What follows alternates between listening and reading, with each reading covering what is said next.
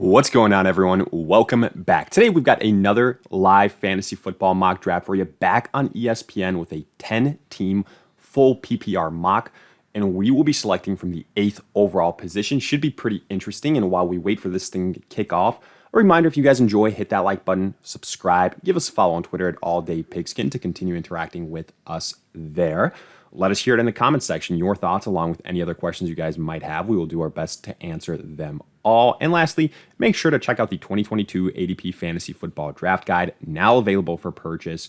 All the details in the description, but honestly, everything you can want at a great value, from top 150 overall player ranking, the standard and PPR formats, individual player bio tiers, projections, along with general fantasy advice. But with that being said, let's take a look at this draft, how it is unfolded up until this point. The first 4 picks are in, so we are almost, halfway to our selection. And honestly, so far, pretty chalk. Jonathan Taylor, Christian McCaffrey, Cooper Kupp, Austin Eckler, pretty much as ESPN had them ranked. So we've seen this pretty often.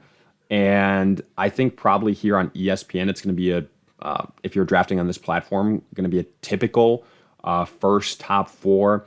I'd say probably Cooper Kupp is the main guy that could potentially slide depending on how individuals feel about, drafting a wide receiver early. That's the only thing. If it was up to me, I'd probably, especially in a 10-team league, the 8 or the 9 picks in the first round, there's a high chance they would all be running backs. So, it's a situation where it's just a position that I really, really value.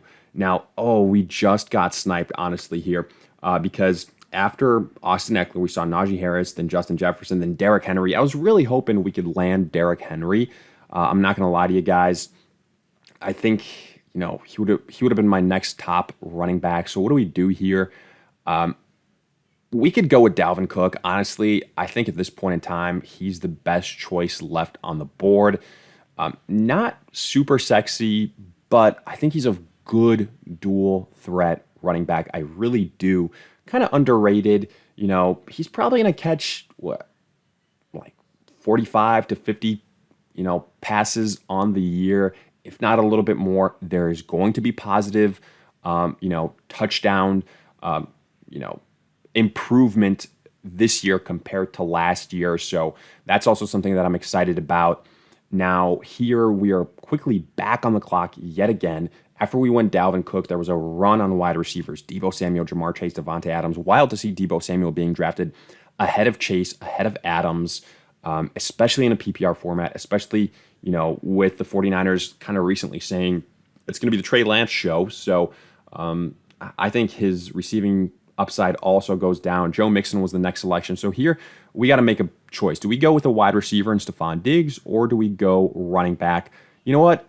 I'm going to go running back heavy. I'm going to go with DeAndre Swift, see how this plays out. I think typically I might be a little bit more balanced and go with somebody like a Stephon Diggs, but I want to see how this thing kind of shakes up if I do go 2 running backs in the first 2 rounds when we have a later selection. So yeah, we went Dalvin Cook, we went DeAndre Swift. Going to be very interested to see what is available to us in the 3rd and 4th round there at the turn.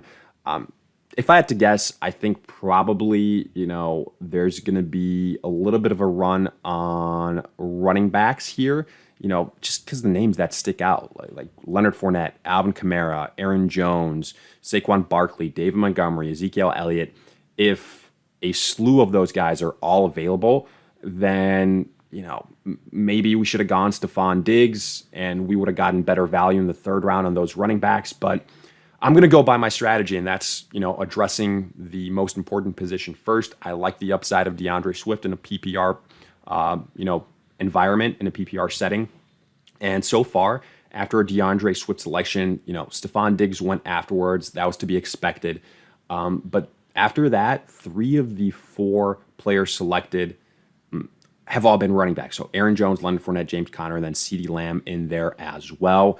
So this is kind of hopefully playing out in a way that we planned it. Ideally here, I almost don't want to jinx myself, but in the 3rd round, if we can nab a Keenan Allen, I'd be very happy. If we can get somebody like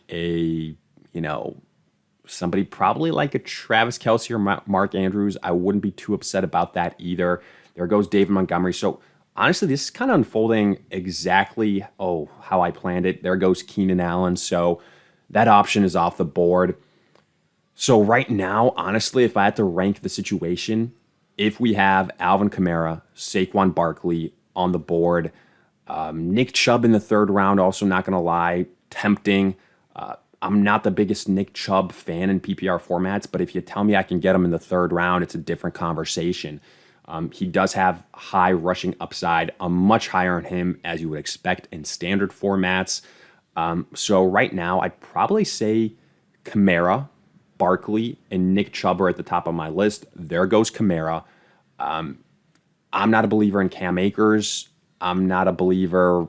I could see Javonte Williams, but I'd rather go somewhere else. We're 4 picks away from us potentially stealing and Mark Andrews or a Travis Kelce. So that's also something to keep an eye out. I did not think that we'd be in a situation where, there goes Travis Etienne. I really like that selection. That's a big brain play right there. There goes Travis Kelce. We get sniped on that one. I was hoping he could fall to us. I guess we could go Mark Andrews here, but I'm not as high on Andrews as I am on Travis Kelce this season. So we've got some really, really intriguing potentially prospects here. So Saquon Barkley at the end of the third round, that's probably where I'm leaning. Nick Chubb. So my top 3 guys right now, I'm not going to lie to you, are Higgins, Nick Chubb, and then Mark Andrews. So there goes Mark Andrews. So we're gonna go Saquon Barkley. Our choice got made for us, but I mean, I did not expect Kelce and Andrews to last almost up until our selection in the third round. That's pretty crazy, honestly. So right now, okay, I don't do this often.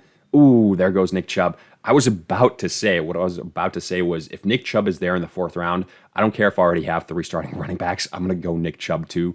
I was getting greedy. I really was. Now, I'm looking at these wide receivers and I'm thinking in terms of volume, in terms of target share, in terms of PPR scoring, competition. I like Michael Pittman the most. I think, with Jalen Waddle, he's got to worry about Tyreek. With A.J. Brown, I don't believe in Jalen Hurts. With Terry McLaurin, he's up there. He was in consideration. Deontay Johnson, I don't love without Big Ben. So it's a situation where I had Michael Pittman ranked the highest on my board. Other guys that I would have considered, Mike Williams, Marquise Brown, it's a long list. But I do think we needed to go wide receiver. Again, I would have loved to have gotten a Kelce or a Mark Andrews in the third round. But I mean, I'm not going to complain about getting Saquon Barkley in the third round of this draft. Like, that's pretty wild. There goes Ezekiel Elliott. I could have gone with Zeke, but, at this point in time, I felt pretty good about my running backs. I didn't have to force it. So, I think my favorite pick so far that we've seen was Travis Etienne going ahead of a Javonte Williams, ahead of so many other running backs. I am bullish on Travis Etienne. We'll see. There's been reports out that, James Robinson isn't going to start the year on the PUP list. That would be pretty incredible considering he tore his Achilles at the end of last year. Now, in my opinion, he's still not going to be as involved really as he could be. And I think Etienne still is going to run the show. Now, okay, I'll be a little bit more conservative with his projections, but it's not going to be to an extent where, I think his rushing yards are going to go down by like 300 or 400 yards. I still think James Robinson is going to be more out there. I mean, we saw what the situation with Cam Akers was, and for that reason, I'm just a little bit tentative in believing in James Robinson coming back from an Achilles this quickly. Other players that have gone so far, I think maybe you could qualify this as the first kind of big shock. Dalton Schultz going in the 4th round with the 7th pick ahead of a Kyle Pitts, ahead of a Darren Waller, ahead of a George Kittle. That's pretty wild to me.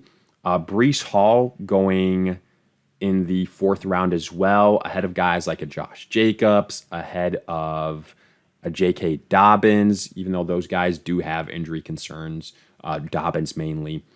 I'm not the biggest Breece Hall believer. That's what it boils down to. If we're talking long term, it's a different conversation. But short term, I don't love what I saw from Zach Wilson. I don't believe in the Jets offense really. Josh Allen lasts all the way until the end of the fourth round. Good value, considering that sometimes he goes like in the second and the third round. There goes George Kittle. I was hoping we could nab him at the tight end position to potentially get a difference maker there.